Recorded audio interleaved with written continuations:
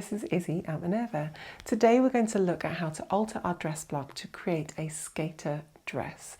This is one that is fitted on the top, and then at the waist it sort of flares out into an A-line shape. You're going to need your standard pattern drafting tools, which are listed next to me here. You are going to need to have your dress block, which you've already got. Trace over that, and then we can start adapting it and altering it to make our skater dress pattern. As ever with this series, this is a little mini series looking at how to alter the dress block. If you want to add sleeves, you can refer back to our sleeves pattern drafting series. If you want to add a different neckline, like a collar, or to have it faced, however you want to adapt the neckline, you can refer to our neckline series as well. So do take a look at those and see this as part of a bigger picture where we're looking at how to alter the dress block, and then you can add all the extra bits however you choose to. Today I'm wearing our Minerva exclusive viscose chalet fabric in Tropical Days. It's got a really nice sort of drape to it and a really lovely pattern, and I'm wearing the Friday pattern company's patina blouse again. So if you're interested in the pattern or the fabric, just pop and have a little look at the links below the video, and that will send you directly to our website where you can purchase them for yourself. Okay, so we're going to start off with our front bodice. Yours will look slightly different to mine, that's okay. This is just my bespoke one. The very first thing for the skater dress is I want to split the front, the top and the bottom in half. So cut the block along the waistline. Working on the top front bodice, what I want to do for this particular skater dress is I want to just simplify the dart. So I'm actually going to combine the bust dart at the top with the waist dart just to make one really big, nice waist dart. Find the centre of your waist dart along the waistline and then draw a line from there up to the apex.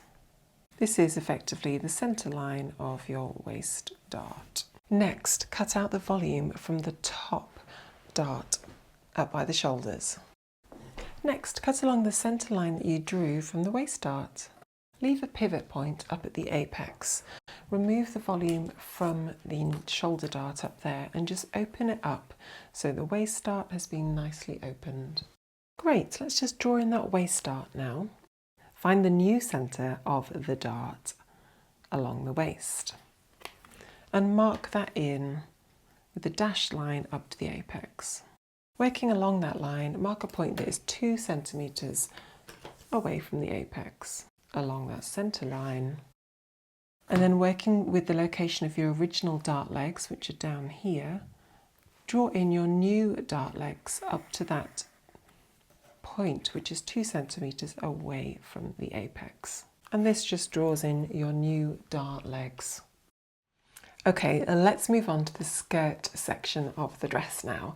So we've separated that off from the bodice, and what we're going to do first of all is to create an A-line skirt with extra flare, and then we're going to move on and slash and spread it even further to give it just a bit more volume than our standard A-line skirt. So let's do that together. The very first thing I'm going to do to our skirt is to add the final length of the skirt hem that I want at the bottom. So I want my new skirt line to be 33 centimetres below my hip line. So I'm just going to mark 2 little points at 33 centimetres from the hip line, and then just square that off to create my new hemline. Next, I want you just to measure the length of your waistline at this point. Tap that into your calculator, whatever yours is. For me, it's 23.5. And then I want you just to divide that by 3. Whatever that distance is a third of the waistline. So just divide the waistline into 3 now, using that as a guide. Then just square all the way down to the hemline. Next, I just want us to mark the bottom of the original dart along both of those 2 lines. Measure the width of your original dart. For me, it was 4.4. What we're going to do now is split that original bigger dart into 2 smaller darts that are both half the width of our original dart. So whatever your dart is at this point, tap that into your calculator and divide it by 2. That gives you the width of your new dart. Divide that width by 2 and offset a point from either side of this centre dart line here at that distance. So for me, it was 4.2 divided by 2, which is 2.2 for each dart down here, and so the offset is 1.1 from the centre line. Once you've marked those offsets from the centre line of your new dart line, just draw in your dart legs to that bottom point of your dart down there. And just do the same for the other dart line on the other side of the skirt. What we're going to do now is get those darts and close them up and open up the bottom of the skirt to create a bit of extra volume. So grab your pair of scissors and cut along those lines and remove the volume of the dart.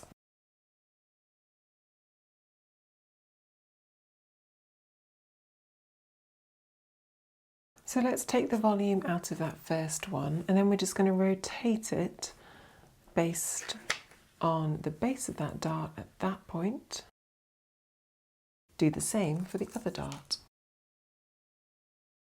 Now, in order to give a bit more volume as well down at the bottom, we're just going to add 2.5 centimetres of extra volume along the hem at the side seam. So we're going to add that in there and join that distance up to the hip line just to create a wider seam line. So draw that in. Okay, now we've basically made an A-line skirt at this point, but the A-line skirt hasn't got that much volume to it, and often skater dresses have a bit more kind of swish and sway, a bit more flair, so when you kind of spin in them they kick out a little bit more. This one is not going to kick out that much. So what we're going to do now is implement a very quick slash and spread pattern drafting method just to create a little bit more volume into where those darts were. Now, when we do the slash and spread method, we want there to be an even amount of distribution across all of the hem of the skirt. So what I'm going to do is I'm going to divide the skirt into 6 equal parts, and then I'm just going to slash and spread them. So because we've now got a curved waistline, I just want you to measure the circumference of your waist, or the length of your waist, using a tape measure because you're doing the curves now. Tap the length of your waistline into your calculator and just divide it by 6. Then divide the waist into 6 equal sections. Square off all the way down to the hemline. Continue to divide the skirt into 6 equal parts as shown. Excellent. What we're going to do now is cut up each of those green lines, leaving a pivot point up at the waist. Okay, and then we basically just want to open out each of these sections evenly, and you can open them up by however much you want. For me, I'm just going to open them up 2 centimetres each, just to create an extra 2 centimetres of volume at the base.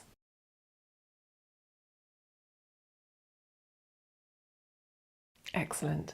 Let's go grab some tracing paper and trace over that next. Okay, so the centre front is going to be cut on the fold, so just draw that straight in. The neckline, we're not adding any seam allowances or altering the neckline. This is just a block just to see what the pattern changes look like. So add a seam allowance to the shoulder seam because that is going to be attached onto the back pattern piece. We've not added a sleeve into this pattern either, so for the purpose of this we're not attaching it to anything, so just draw that straight in. Obviously if you're adding your own sleeves then go for it.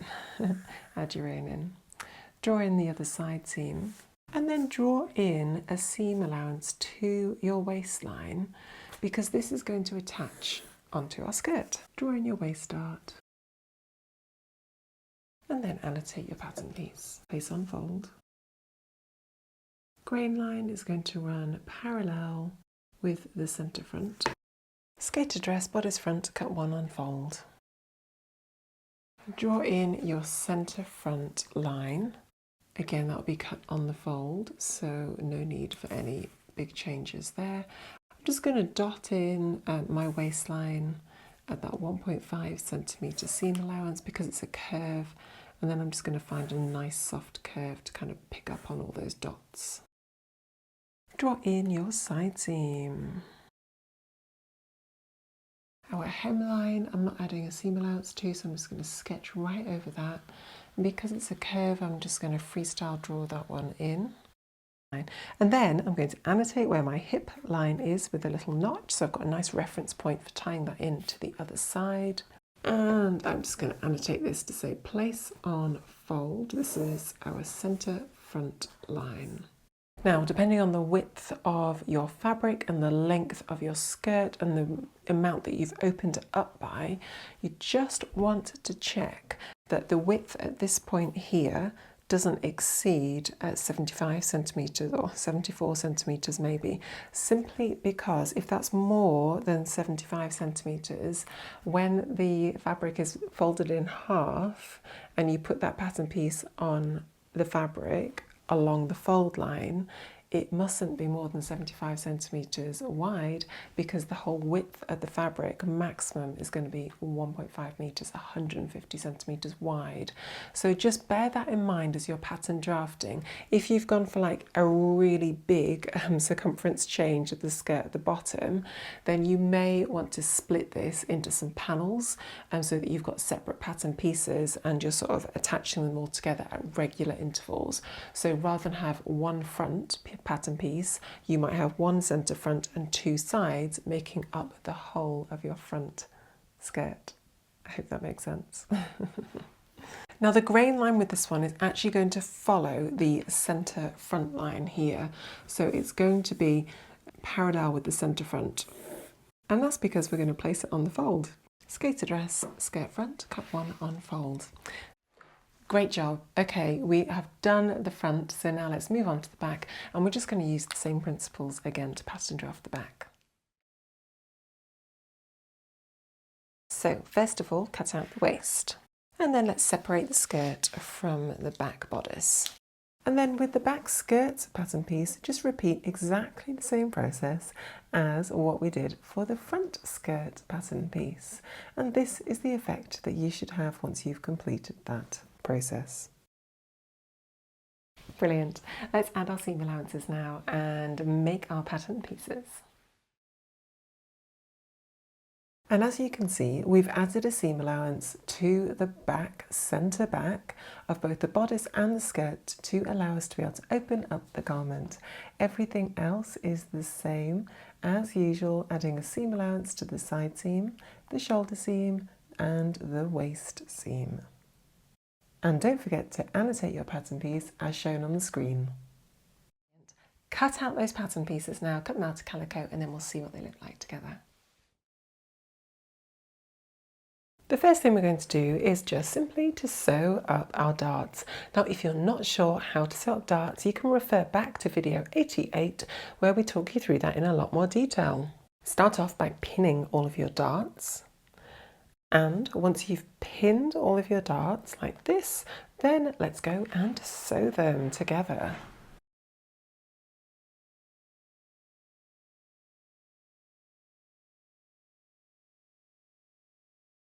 Excellent. Once you've done all of your darts for the front, we are going to push them and iron them towards the side seams. And then for the back, again, we're going to push these two bottom ones, iron them towards the side, and the tops we're going to iron towards the arm side as well. So let's go and iron all of those in place so we've got some really nice darts to work with on the front. Excellent, right, okay, so with right sides together, pop the back pattern piece over the front, and we're just going to pin it at the side seam to start off with. Next, pin the shoulders together up at the top, up here.